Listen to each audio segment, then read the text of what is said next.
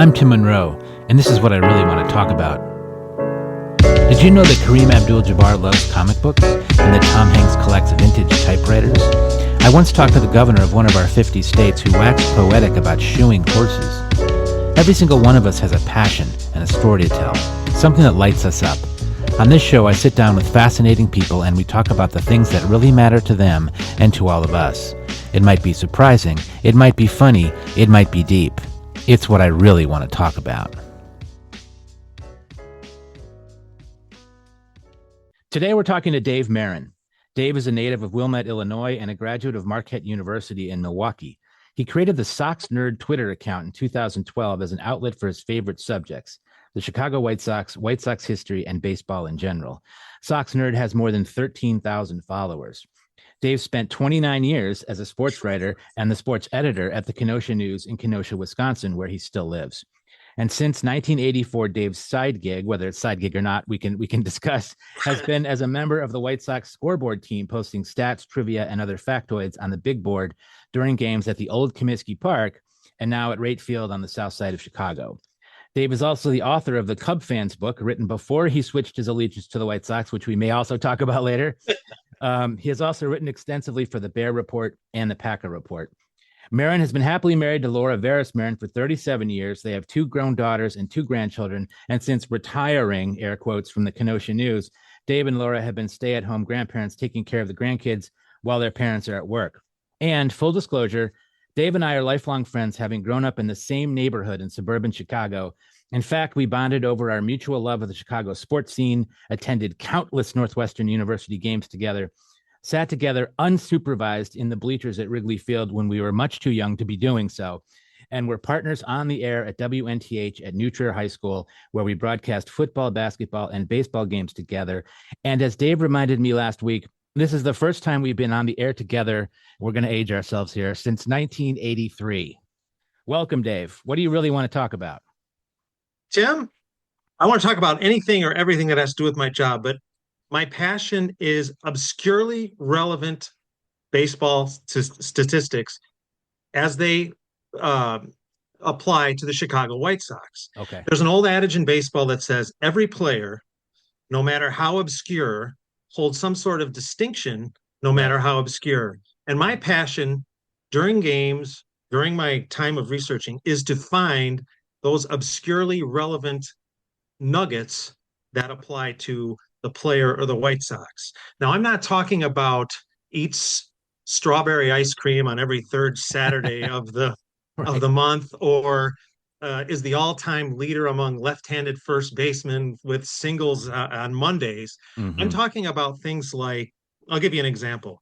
The White Sox have a catcher by the name of Matt Thaiss, relatively obscure player. He's their backup. But through the first couple months of the season, he had 3 pickoffs at third base. And it triggered me. It went off in my head. At third?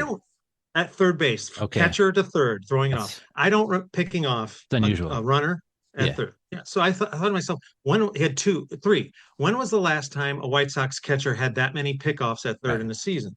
Right. So at that point, during the game that had happened, it was such a massive research project because of the fact that Baseball Reference does not log that play as specifically as it does of other plays.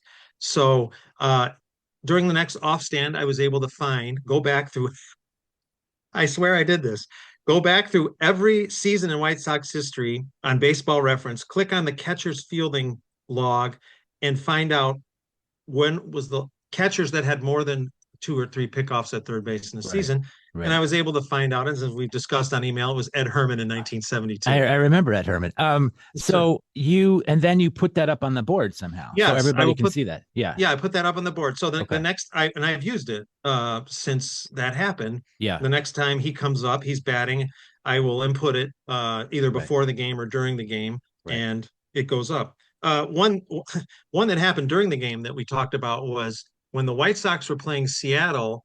I thought it'd be interesting just to find out the White Sox players from Seattle who played against Seattle. Right. And during the course of my research, I found out there was a pitcher on the team, Cam Boozer, from Seattle, who pitched against Seattle. Yeah. Oh no, he was from Seattle, and he played for the White Sox. Then he was going to get in the game, and I thought, well, why don't we look up when the last time a pitcher from Seattle for the Sox pitched against Seattle. I found it. He came into the game. I typed it up and I put it in. Very So, cool. So you're you're yes, you're essentially you're essentially a sort of historian archivist almost correct.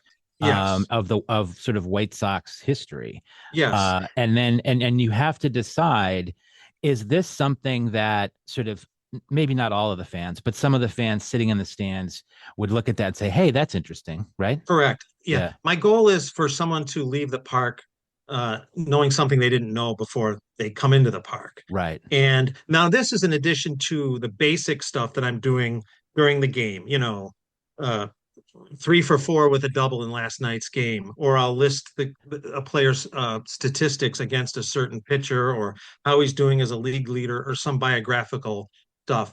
But the longer I got into this job, the more I appreciated the 125-year history of the White Sox. I was yeah, able to find out all of these interesting little, I guess you could almost call them like micro stats or whatever that right. apply. And the the job, the one of the most difficult things about the job is sometimes giving up. Right? Yeah, You right. you get you get there and you're like, I can't find what the am I answer. looking up? Right. You can't find the answer, or like what am I looking up? And there have been times where I've been stumped and I've had to give up. But that is my that is my passion. That is The my whole passion within the Right. passion, So is the finding those. process of finding that information. It's so awesome because Right. it takes me wherever. A Yeah. baseball reference, retro sheet, which is the Yeah. Society for American Baseball Research site, and then the Chicago Tribune is all online all the way back until it started. So I'm able to find all kinds of different things. Right. So prior to the internet, this would have been pretty much impossible, right? It's funny you mentioned that, Tim, because I look at some of my I still have some of my, I should have brought it. I still have some of my papers, Yeah. my papers, and it is incredible just what you're logging and doing it. And you're basically going through the baseball encyclopedia or old White Sox Yeah. media guides. Right. So I want to talk a little more about this whole sort of history piece of this, because I think it has a lot of resonance, especially in your life and in your Yeah, influences. But let's go back for a little bit. So how did you first start? How did this whole thing start? How did you get the gig doing yeah. this? Well, back when you and I were still uh, contemporaries, back in 1984, Right. I was a freshman at Marquette University, Yep. and I had spent a couple of summers and Christmas vacations packing dishes at JMP Nucor, which was it was actually the first time I ever heard of Walmart, because these people used to ship dishes to Walmart in like Arkansas. So this is back when it was still regional, Yeah. and I was doing that in the basement of this of this I won't 1000 Skokie Boulevard. It's that big building you see before you get on the highway. Anyway, Hmm. uh, and I just after two summers and one Christmas break of that, I just decided I didn't want to do that anymore. Right. So my freshman year at Marquette, during winter break, I wrote every team in Chicago saying I'll do anything. This summer, the Chicago White Sox were the only team that responded positively. They said, we have this marketing internship during the season. Come down and interview for it. So I remember I took the old Evanston Express down there on my senior or my spring break of my freshman year. I interviewed with a woman by the name of Christine O'Reilly and M. Scott Smith. Christine is still working for the Sox. Yep. And they claim I got the job. I don't I don't know if I believe that or not. Yeah. They said, but I couldn't take it because I had to finish my freshman year at Marquette. They wanted you to start on opening day. I couldn't do that. Yeah. So then what they did was they referred my name to the scoreboard, a woman by the name of Liz Burke Brown. And Tim, you'll remember Lauren Brown, the announcer. Oh yeah, that's right. Yeah. That was her husband or Okay. her wife, All his right. wife. And so she hired me. And so on opening day 1984, I began working there. And I just kind of started working in that scoreboard control room. It was a TV environment I'd never been in before, so I was learning everything. Hmm. And I started with a guy by the name of Jeff Chanel, a little bit older than us. And Jeff and I worked there from 84, 85, 86. And part of 87, I left when I got my job at the Kenosha News. I didn't work there in 88 or 89. And then in 1990, Jeff was hired full time by the White Sox to be their scoreboard operations director. director and also their archivist, their historian. Yeah. And so he brought me back on. Wow. So I've worked continuously there since 1990 And until this was not your full-time job. I mean, you had this job at the Kenosha News, right? And yes, so you were doing this, and let's make sure people understand this. You live in Kenosha, I do. which is what, an hour north of Chicago, and 65 then miles. You know, to the stadium. yeah, Okay. And people who don't know Chicago geography, the White Sox are on the south side, and yep, Kenosha's north of Chicago in Wisconsin. yep, So you've got this long drive, yes, what, 81 times a year plus playoffs, right? If they're in them. yes. How did you, plus a family, right? Like a Yeah, wife and right. kids and all that. Yeah. So how'd you manage that? Well, when I was a sports writer, I didn't work as many games. So that was between like 1990 and 1995. When I was a sports writer, I didn't work as many games as I do now because Okay. I was scheduled and do that. But I would work on Sure. weekends and holidays. And I was still doing work remotely as much as you could do then. Then when I became sports editor in 1995, I was able to make my own schedule a little bit Hmm. more. Hmm. And so I was able to be at more games Okay. as the years went on. And then as the industry started to crumble a little bit and I could kind of see what was going on, I started to prioritize my time at the White Sox as opposed Hmm. to the Kenosha News. Hmm. Just in terms of like presence, Right. I was always very loyal to the Kenosha News, Hmm. but in terms of presence, I made it more of a priority to be at the games. Right. And the fact that I only work home games made it a little bit easier Sure. because I'm not at every game. But Yeah. there was one year, Tim, I don't mind telling you that I worked 79 of the 81 games and still worked full time at the Kenosha News, and that was Wow. I would say was one of my biggest accomplishments. Right. And then once I retired, which essentially I was part of what they call a voluntary separation Yeah. program. Yeah. My goal was to work every game, and then I did. Yeah. I've worked every game in I think three of the last four seasons. So Right. Right. That's amazing. So you spent a lot of time in your car. I spent But a lot of time in my car. But yeah, here's what I tell people. I get to at the end of the rainbow is a baseball game yeah, right. with an unbelievable crew and staff that I work with. And then a lot of times Laura, my wife, Hmm. she also works there. She's with me in the Yeah, car, so that helps. that's amazing. So talk a little bit about the actual, like, what's it like to be in that scoreboard control room? I mean, what does it look Sure. like, and sort of how does that all work? It looks like a TV. I think essentially it looks like a TV studio. It's a Okay. two-tiered room. I Hmm. work in the pit.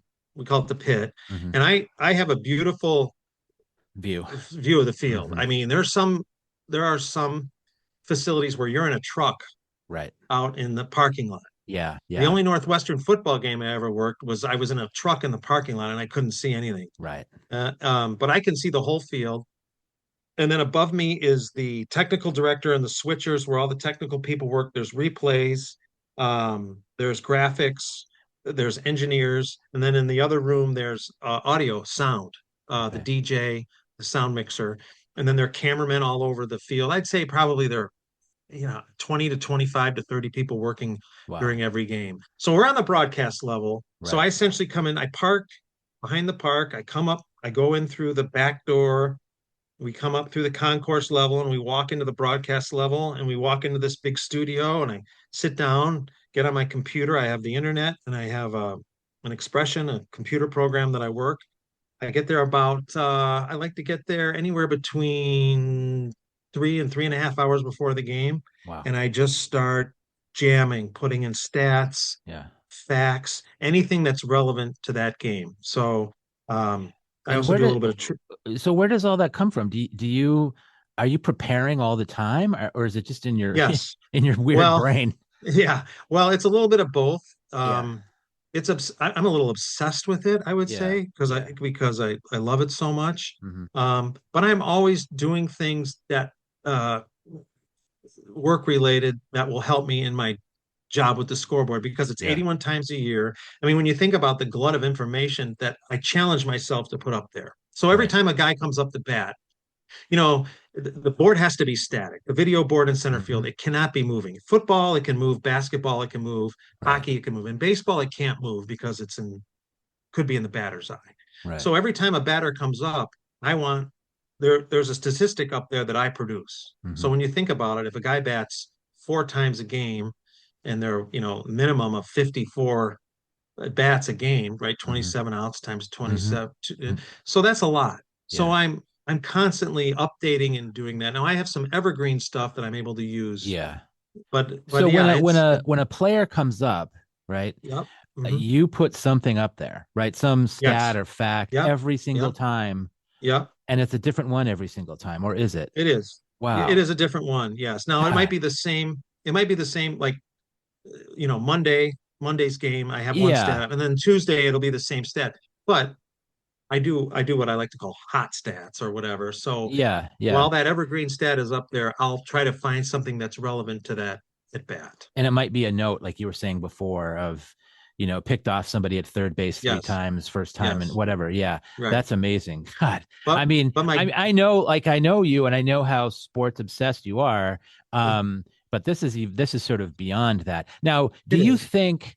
I've never. I mean, this is why I love this show so much, because you learn all these awesome things. But do you know how it works in other stadiums? Like, is there someone like you in every stadium, or are you sort of unique, do you think? I don't really know.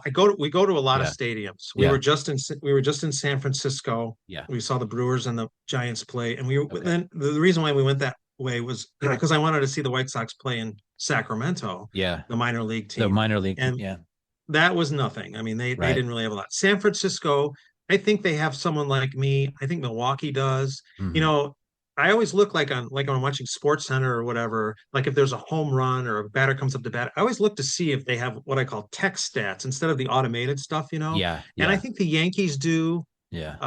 and I think the Dodgers do. Hmm. But I don't know exactly how it works. Yeah. But some do, yes. Yeah. I mean, I can't imagine every stadium has a guy like you. I mean, who's preparing and looking up all those stats, and not just that, but it is wants to know that stuff, is like Yeah. pursuing these facts and Well, these, and it's not trivia. That's the wrong word, right? I right, mean, somebody might ask, because these aren't trivia questions anybody would ever ask you, right? Like, right. I mean, No, yeah. So, correct. right, and some of the players are super famous, and we know a lot about them. Like when Yeah. Aaron Judge comes to Chicago, there's probably all kinds Yeah. of stuff you can throw up there. Easy. Yep. And the ninth place hitter, who's the backup, second baseman, Yeah. we don't know nothing about him. So, but you Right. do. Yeah. Well, that's what I'm doing too. Like you mentioned, um, I will have, when a guy comes to bat, in addition to the what I, the obscurely relevant store stats, I'll have something up there like, how he does against this pitcher, or how he does in this park, how he does in this situation. If a Right. guy comes up with 2 outs, I always like to put up, if his percentage is good, what percent of his RBIs come with 2 outs, or Right. what percent of his home runs come with 2 outs. Right. That way, you're always into the game. The game Yeah. is always exciting. You can Yeah. always find Yep. something. Yep. And I will tell you this: the White Sox maybe haven't been as good as we want them to be. I get a lot of mileage out of ninth inning stats because they're batting Because a lot in you're in the losing, ninth inning. and there's like, Yes, yeah. they're Yeah. batting a lot in the ninth inning. Yeah. Right. Right. Yeah. They always have to bat in the bottom of the ninth, right? Almost Yep. always. Yeah. Hmm. So this is great. I mean, I think let's talk about the sort of history piece of this too, because I know that's of interest to you. Your father was a history teacher, Yes, he was. and a wonderful guy. And how much do you think that has sort of influenced this piece of you, where it's not just baseball stats to you, it's something else. It's about history. It's about the sort of sweep of the game, right? Yeah. Well, I remember there was an opening day once at the park, and opening day is just such a magical time. Yeah. And I remember sitting there and watching the flag over the field. And I thought to myself, and it was, I forget how long ago, but I thought to myself, how many institutions in Chicago have lasted this long? Mm-hmm. We're talking like 100 years, 110 years. Yeah. And you just kind of you appreciate and you respect the history of the White Sox. Mm-hmm. And one of my challenges or goals is to kind of bring that history into today. Mm-hmm. uh, I think I can tie pretty much any event that happens to the White Sox, and a lot of that has to do with Comiskey Park, Right. the old and the new, and Mm-hmm. then sometimes Tim. it just falls in your lap, like when the Pope is a White Sox The fan, Pope's a White Sox fan, right? That's just so easy. But you're right. The history component is something I really appreciate and respect. Um, as I mentioned, the gentleman Jeff Chanel, he's the White Sox curator. He's their archivist, and Mhm. I work for him. Yeah. And so we are able to bond over that, and he's very appreciative of that. And then that's why I'm able to do all this stuff. The Comiskey's, it was really sweet. The Comiskey's were just in at the park on Sunday. And so we did a whole bunch I of, didn't even know the word Comiskey's still around. it was the family, it was the Yeah. Comiskey's and the Rigneys. Yeah. I don't know, they don't own the team, obviously, but No. they were at the park. So I was tasked to come up with some information on the Comiskey's, and Hmm. then they presented it as graphics during the game, and they showed it. One thing I'm sure that the Sox do more than any other team. I shouldn't say more than any team. I guess more than any other is our history. Hmm. We are very into our history. With the Comiskey's come, we do it. Yeah. Every game we have a this date in White Sox history feature, which I produce and write. And so like May Yeah. 27th, if it was today, we'd put Yeah. up what happened on that day in a certain Yeah. year. So, Yeah. and yes, I was a history minor at Marquette. I appreciate Yeah. history, Hmm. and that's why I do it. I just love it. Yeah. That's one of the favorite parts Yeah. of my job. And so do you, with all these stats, especially the or items, whatever we want to call them, notes, do you keep these? Do you collect them and record them? Do you have, somewhere a database of all of this stuff that you've kept over the years? I have it. I'll take screenshots of it. Okay. Some of it's saved at the Sox. I Hmm. have it on in my notes, but they're just so. If I see a good one that I like, Yeah. I will snap it and save it. Um, Truth be told, there are some years where I will recycle Yeah. stuff every Sure. year. Of Like course. we're very big on theme nights. As you know, the Yeah. White Sox have always Yes. been good on theme Yeah. night. Yeah. Yeah. So we have like when we have Italian Heritage Night, Hmm. the White Sox have had one player from Italy play on their team, and Hmm. so I'll write about him, or Polish Night Yeah. or whatever. So I do that. But yeah, I do have quite a catalog of information, particularly with the this date the almanac feature. Yeah. I have Yeah. reams of stuff. Well, I have some Comiskey Park history. As you may recall, I worked vending at Wrigley Field Hmm. and Comiskey Park Yeah, a long time ago. And Comiskey Park, this was in the early 80s. Comiskey Park was a dump. I mean, it was. let Yeah, and the neighborhood, people weren't necessarily thrilled to go there into that neighborhood. right. And it was a very interesting place for me at the time, a very young man, to work there, usually at night because mostly night games there. Correct. And the people you had to go into, you had to wear a uniform as you're selling peanuts or whatever at Yep. Comiskey Park, and you had to go into the bowels of the stadium underneath everything, and it was dank and dark, and Yep. there were these guys that looked like trolls with a unlit cigar stub in his mouth. His name was Mickey, of course, and every time you went down there, he'd swear you up and down. Like he would call you every name in the book. He didn't even know you, but you had to get your uniform from him. It was just part of the tradition, right? Right. It was very Yeah. Chicago, Yep. and yeah. So I have some history there. Also, I was vending the night of the 1983 All-Star Game, which was held in Comiskey Oh, Park, and you nice. may remember that. The American League won, I think, and Yep. Jim Rice hit maybe the hardest hit ball I've ever seen that Wow. night. And I remember later seeing highlights of it, and Joe Garagiola, who was a TV broadcaster at the time, we're Sure. really aging ourselves here, but said it was like spilt milk. Like it was just Yeah. the ball just got out of the park so fast. It was Yeah. unbelievable. But anyway, so Comiskey Park was quite the place back in It the day. was. Yeah, for sure. It really was. It Yeah. was. I asked about sort of keeping all of this, right? Yeah. And you wrote this Cub fans book a long time ago. You were a very young man when you did that. And it was Yeah. essentially like a It trivia was a book. trivia Yeah, book. Cub fans yeah, quiz book. Yeah. yeah. And so, do you have any thought about writing some kind of like, White Sox history or something like that? You know, if I were to do that, Yeah. I think what I would like to do is collect all of these um vignettes and Yeah. really interesting anecdotes that I found and put them in a Right. book. Right. The one that I shared with you about uh, in Red Faber, the Telegraph. There was once the Red Faber was a legendary White Sox pitcher in the 20s. He threw a complete game. It was a 67 pitch complete game, Right. which is That's just amazing. unheard of. Yeah, unheard of. And it was the only way that that was found was the telegraph boy discovered this while wiring the game back to Washington, D.C. Yeah. Things like that. Right.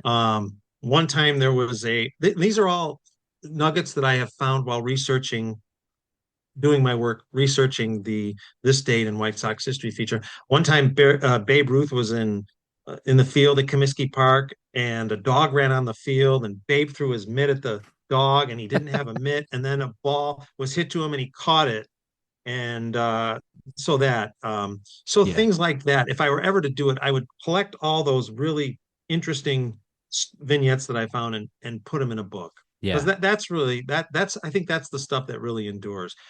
Absolutely. And Matt, and things that have happened in Comiskey Park over the years yes, that were weird or interesting or yes, like all-star games or Disco Demolition Night, which disco now, people may remember. yeah, Chicagoans will remember. sure, Yeah, it's stuff like that. Because it is like you said, people who live in Chicago and are sports fans, sometimes they complain because their teams sometimes lose. But if you think about the histories of both Wrigley Field and unreal, Comiskey Park and even Soldier Field where the Bears yes, play, well, even the yep, old Chicago Stadium, yes, it's just so rich with history and woven into the sort of evolution of the city, and yep, also creates this the north side south side thing in Chicago, which has yeah, always been a big deal, still is, I think. yeah. Yeah, so you've just been very lucky to be able to see all that. Comiskey Park is like a touchstone. It's like patient zero in terms of the history because Yeah. I can pretty much attach almost every significant event in the 20th century to the White Sox through Comiskey Park. Right. Like here's just a quick example. When Paul McCartney came to play at in Chicago one year, I wrote a note for it for the scoreboard, and I got Paul's set list and I compared the set list that he played at wherever he was, Tinley or whatever in Chicago, to the one that the Beatles played at Comiskey Park on August 20th, 1965. And I would Wow. say Paul was at Tinley Park on Friday, and he played the following songs that he played at Comiskey Right. Park on August 20th. So that it's you can That's amazing. basically, I mean, that's yeah, incredible. But yeah, that's what I'm saying. Like only you, not only you, but I mean, someone with your interest and your zeal for yeah, this kind of thing would sort of think about that, right? yeah, And yeah. that's why I asked: Is there other? Are you a unicorn in the baseball in the sports No, world? there's got to be someone. Maybe I don't know. I don't know. So I want to talk a little bit about this idea of the fan experience in ballparks because Yeah, I think it's really interesting. And you said there are what 20, 25 people working yeah, in at your least. control room, right? Yeah, And so years ago, you'd go to a baseball game and the like between innings entertainment is essentially the organist, right? correct. Playing whatever songs Yeah, and like the cheers, getting people to cheer and that sort of thing. yeah, That was it. yeah. That was pretty much it. Maybe they had a mascot, probably not. And now, and it's not just baseball, it's football, it's basketball. I had for a few years when we lived in Boston, I had season tickets to the Celtics. We had the worst, my son and I went, we had the worst seats in the house. We were one row from the ceiling in the corner, Sure. but Yeah, we could still see. And it's just it's loud. There's something going on the floor, at every timeout. There's never a lull in the sort of fan right, entertainment experience. right. So what's that been like for you to have like a front row seat to that evolution? It definitely has evolved. There's no question about it. When I first started working there on 1984 opening day, I don't remember exactly what was going on, but I can tell you it wasn't action packed or sponsor packed as it is between innings as it is now, than Yeah, as it is now. yeah. I think it's just evolved where teams are starting to look for more revenue, more Mhm. ways to engage fans, and they've used this previously dead time to engage fans and use it to play more ads, do more sponsorships, things to keep the revenue going so they can continue to pay people like me to work. at the game. Yeah, but I think it's gotten sort of crazy. I mean, it's Oh, it is there's action packed. I mean, it there's no literally break. like Yeah, the there's no minute break. the minute that last out happens, Right. like they put, then boom, we just go right into if there's a game like the hat game or a Mm-hmm. guessing game or Mm-hmm. whatever or sponsorships or whatever. And Yeah. it's a way to keep fans engaged Yeah. and maybe off their phone, right? In Yeah. between or Yeah, not whatever. such a bad thing, right? Yeah. Yeah, right. Yeah. So, but yeah, it is definitely a different. Well, and again, it was going back to this idea of history. The White Sox really were at the forefront of Yeah, the whole fan experience. So Bill Veeck, who owned the White Sox back in the day, was such an interesting figure, and he started sort of all of these kind of sideshows during games and yeah, got people interested in all kinds of different things other than just the ball game, right? So remember the right. old Comiskey Park? There was a shower in center field. Yes. Oh, You could get yes. your hair cut. There was a barber chair Barber chair. out in Very the good. outfield, Yes. and these are all Yeah. things that uh, Bill Veeck sort of created, and he kind of started that whole revolution of not. So it's you're not just sitting there watching the game, but you're also experiencing all this other stuff. Yeah, he's kind of the godfather of that all. And of course, Yeah, his magnum opus was the exploding scoreboard. that's right. The exploding When scoreboard, which when still is still there. it's It works still better there, man. probably, but We fire it yeah, off. We less of a fire it fire off. hazard, I hope, than it was back in the Yeah, day. right. But yeah. We trigger it from our room, and it's Hmm. it's it's still really exciting. So, yeah, that was really that's been his lasting contribution to the game as it is visibly tangible right now. Yeah, and Is we the can. I exploding don't know if you scoreboard? remember this, but Bill Veeck, when he was older, he used to sit in the bleachers at Wrigley Field Sure. with his Yeah. wooden leg. Um, Yep. and rumor had it he had an ashtray built into his wooden Yeah. leg because he smoked all the time. I don't know if that's true or Yeah. not, but it's definitely a I'll Chicago find out for legend. you. Yeah, you need to I'll look that find one out up. for you. Yeah. Yeah, you need to look that one up. Yeah. So what do you think? Sort of is the next.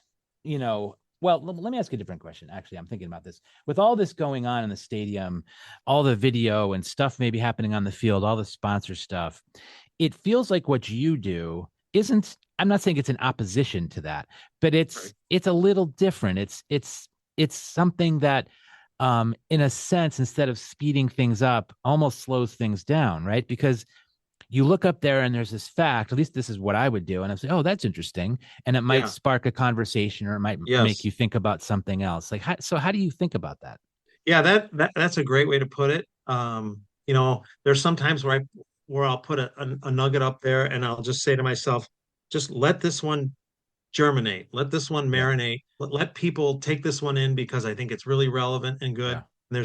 And there's no need for me to be as up, constantly updating this one. It's really good.